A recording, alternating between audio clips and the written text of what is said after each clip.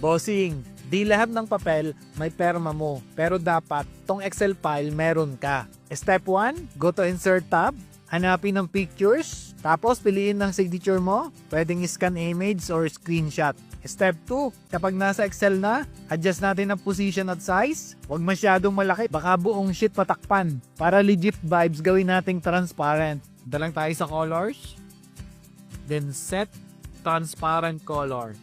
Then click natin yung white background. Ayan boss, may perma ka na sa Excel. Pero wag mong gagamitin pang utang ha. Paano naman daw gumawa ng underline sa Microsoft Word for fill up na blanco kagaya ng form? So ang ginagawa kasi ng iba, shift plus underscore underscore underscore.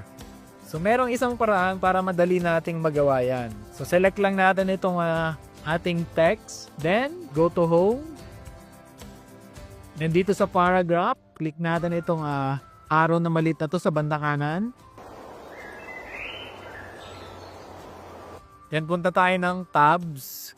Dito sa tab position, enter natin mga 2. Then dito sa leader, click natin itong 4. Ito yung line. Then set. Then hit OK.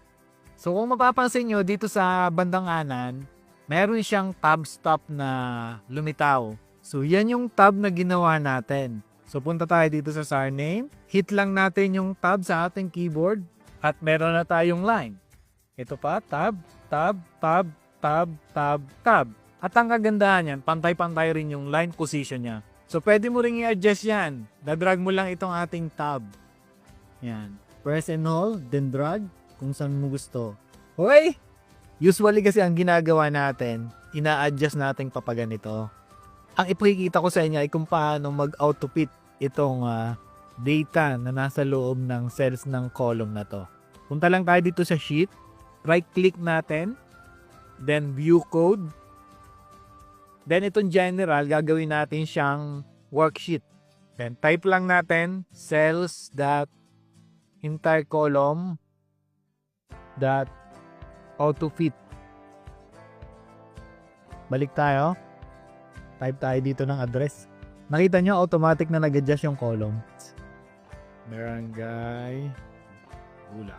So, ganun lang siya kasimple.